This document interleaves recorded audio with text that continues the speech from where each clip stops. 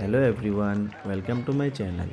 আজি আপোনালোকৰ সন্মুখলৈ লৈ আহিছোঁ এক বিশেষ ভিডিঅ', কিয়নো এই ভিডিঅ' হৈছে আমাৰ স্কুলত যোৱা 5 ফেব্ৰুৱাৰী তাৰিখে অনুষ্ঠিত হৈ যোৱা গুণোৎসৱৰ বিষয়ে। আৰু এই গুণোৎসৱত ৰাতিপুৱাই আমাৰ স্কুলত উপস্থিত হৈছিলহি 3গৰাকী এক্সটাৰ্নেল ইভালুৱেটৰ। আৰু এই ভিডিঅ'ৰ বিষয়ে মই পিছৰ পৰ্যায়ত আৰু কিছুমান কথা ক'বলৈ গৈ আছোঁ, কিন্তু ইয়াৰ আগতে আমি আমাৰ স্কুলৰ প্ৰাৰ্থনা শুনি লওঁ সকলোৱে।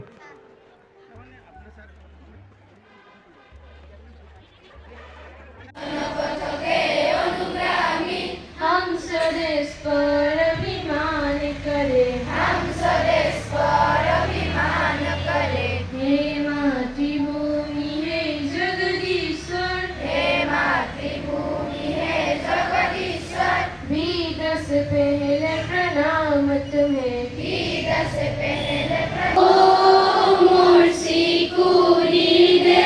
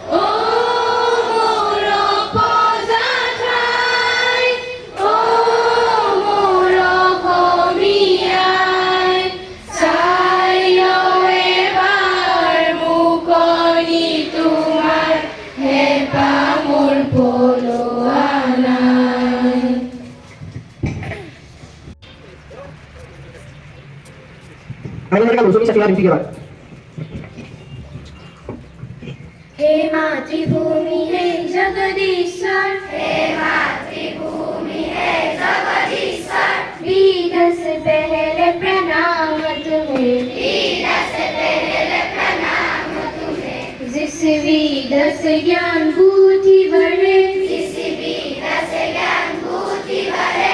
ऐसा दे दो वरदान हमें, ऐसा दे दो वरदान। अभी ऐसे बात नहीं।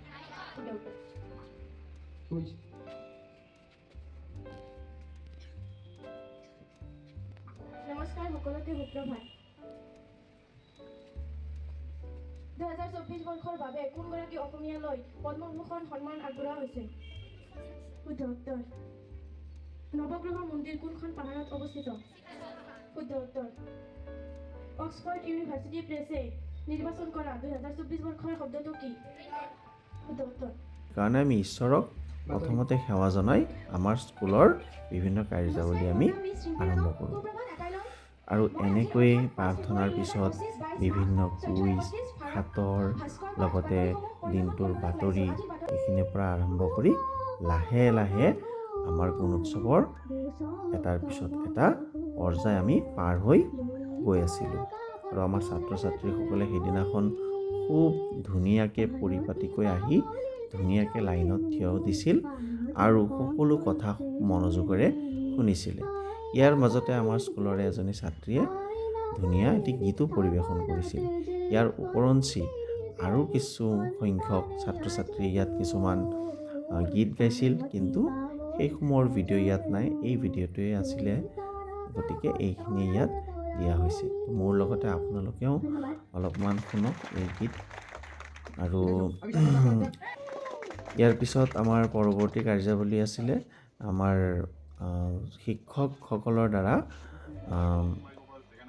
প্ৰকাশ কৰা বা বহু কষ্ট কৰি বনোৱা আমাৰ প্ৰাচীৰ পত্ৰিকা। আৰু এই প্ৰাচীৰ পত্ৰিকা বনাওঁতে প্ৰায় সকলো শিক্ষকেই ইয়াত গুৰুত্বপূৰ্ণ অৱদান আগবঢ়াইছিল, কিয়নো এই প্ৰাচীৰ পত্ৰিকাখন বনোৱাটো মুঠেই সহজ নহয়। সকলোৰে সহযোগ ইয়াত নিতান্তই কাম্য। আৰু এই প্ৰাচীৰ পত্ৰিকা বনাওঁতে সকলো শিক্ষকৰ লগতে ছাত্ৰ ছাত্ৰীসকলেও ইয়াত অংশগ্ৰহণ কৰিছিল। আৰু তেওঁলোকে বিভিন্ন কবিতা, গল্প বা বেটুপাত ছাত্ৰ ছাত্ৰীৰ লগতে আমাৰ শিক্ষকসকলেও ইয়াত যোগদান কৰি প্ৰায় প্ৰত্যেক শিক্ষকেই কবিতা গল্প এনেধৰণে ইয়াত প্ৰকাশ কৰিছে। এইখিনি আপোনালোকে যদি আমাৰ স্কুলত আহে তেন্তে পঢ়ি যাব পাৰিব। খুব ধুনীয়াকৈ বনোৱা হৈছে প্ৰাচীৰ পত্ৰিকাখন, আৰু এই প্ৰাচীৰ পত্ৰিকা দেখাৰ পিছত আমাৰ এক্সটাৰ্নেল ইভালুৱেটৰখিনিও যথেষ্ট তোমালোকে হৈছিল। মই তোমালোকৰ উদ্দেশ্যে কথা ইয়াৰ মাজতে ছাৰ বাইদেউসকলে জানেই আমাৰ এক্সটাৰ্নেল ইভালুৱেটৰে মানুহক দুখৰ কথা ক'বলৈ মানুহ লাগে, মই শুনাই দিছোঁ। সুখৰ কথা ক'বলৈ মানুহ লাগে। বিদ্যালয় সপ্তাহ হয় নহয় তোমালোকৰ, প্ৰতিযোগিতাৰ বাবে মানুহ লাগে, সহযোগিতাৰ বাবে মানুহ লাগে। এই গুণোৎসৱত আমি সকলোৱে সহযোগ কৰিছোঁ নহয়, মাতৃগতৰ পৰা আৰম্ভ কৰি সকলোখিনিয়ে তোমালোক লগতে। ছিন্নমূল হোৱাৰ বাবে মানুহ লাগে। আজিকালি বহু মানুহ আছে নতুনকৈ ধনী হ'লে তেওঁ মূলৰ পৰা বিচ্ছিন্ন হৈ যায়, আৰু শিপা বিচাৰিবলৈ মানুহ লাগে। আমি বিচাৰি থাকোঁ নহয়, মোৰ মা মোৰ দেউতা বৰ বংশ পৰিয়াল ক'তনো আছে, মোৰ আজো ককা কোন আছিলে। আৰু সদায় মনত ৰাখিবা, মই কাকো ভয় নকৰোঁ এনেকৈ ক'বলৈ মানুহ লাগে, মোক কাকো নালাগে তেনেকৈ ক'বলৈও মোক মানুহ লাগে। এই মানুহ হ'বলৈ শিক্ষা লাগে, আৰু শিক্ষা গ্ৰহণ কৰিলে তোমালোকৰ জীৱনলৈ, তোমালোকৰ আচৰণত, তোমালোকৰ ব্যক্তিত্বত কিছুমান বিশেষ গুণ দেখিবলৈ পোৱা যায়। আৰু সেই গুণ আয়ত্ব কৰিবৰ কাৰণে শিক্ষা লাগে।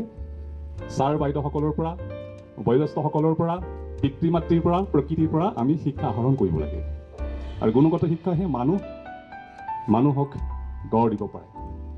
মানুহ নহ'লে কিন্তু একো নাই, সদায় মনত ৰাখিবা। এই ধৰ্ম যে আছে নহয়, মানুহ নহ'লে ধৰ্মৰ কোনো অস্তিত্বই নাথাকে। গতিকে আশা কৰিম তোমালোক প্ৰত্যেকেই আহি থকা দিনত মানুহ হ'বা, তাৰপিছত ডাক্তৰ হোৱা, ইঞ্জিনিয়াৰ হোৱা, যি হোৱা হৈ থাকিবা, শিক্ষক হোৱা, বিষয়া হোৱা, ৰাজনীতি কৰা, যি হোৱা হৈ থাকিবা, প্ৰথমে মানুহ হোৱা। এই আশা কৰি আমি আমাৰ শুভ কাৰ্যখিনি পৰৱৰ্তী সময়ত চলাই নিব, আৰু তেনেকুৱা ধৰণৰ চিন্তা চৰ্চা কৰি তোমালোক পুনৰবাৰ গুণোৎসৱৰ অভিনন্দন জনাইছোঁ। সকলোকে লগ পাম, সকলোৱে ছাৰে কোৱা নিচিনাকৈ তোমালোকে নিজৰ বুদ্ধিমত্তাৰে ভালকৈ পৰীক্ষাটো দিবা। ইমানখিনি কৈ পুনৰবাৰ এটাইকে অভিনন্দন জনাই আমাৰ বক্তব্য ইমানতে সামৰিছোঁ। ধন্যবাদ।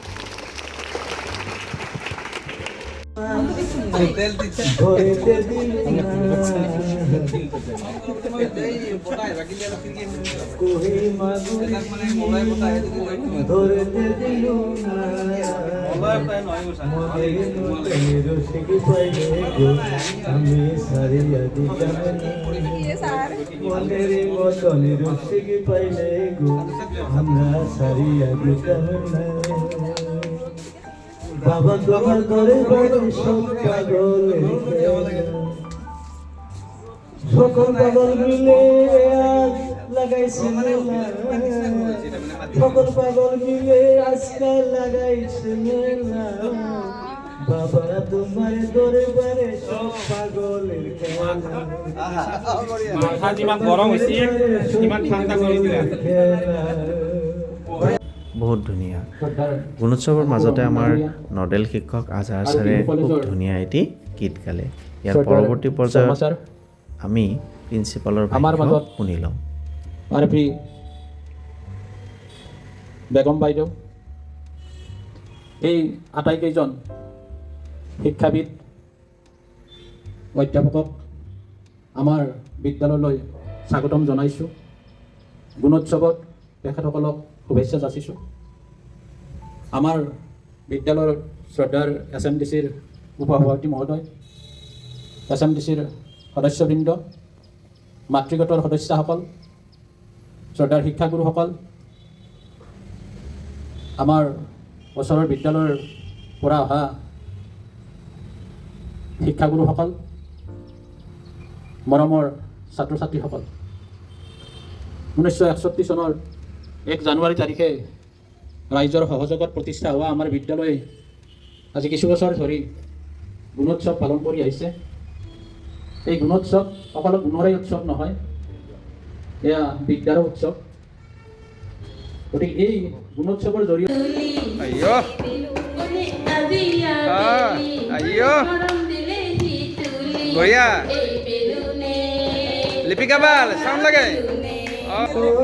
হয়নে? গুণোৎসৱ এনেকুৱাই সকলোৱে বহুত টেনশ্যন থাকে, কিন্তু টেনশ্যনত থকা স্বত্বেও প্ৰত্যেকে নিজৰ নিজৰ ধৰণে আনন্দও উপভোগ কৰে। আৰু সেইদিনা আমিও এনেধৰণে বিভিন্ন টিচাৰ্ছ বা আমাৰ বিভিন্ন ষ্টাফ বা আমাৰ ছাত্ৰ ছাত্ৰী প্ৰত্যেকে মিলি গান গাইছিলোঁ, হাঁহি ধেমালি কৰিছিলোঁ আৰু নিজৰ নিজৰ কামো সময় অনুসৰি কৰি গৈছিলোঁ। আৰু এনেধৰণেই আমাৰ গুণোৎসৱৰ অন্ত পৰিছে। ইয়াৰ মাজতে ময়ো এটি গীত গাই দিলোঁ সকলো টিচাৰ্ছৰ ৰিকুৱেষ্টত। চ' এইখিনিয়ে শুনক, ইয়াতেই ভিডিঅ' অন্ত কৰিল। চ' বাই বাই এভৰিৱান।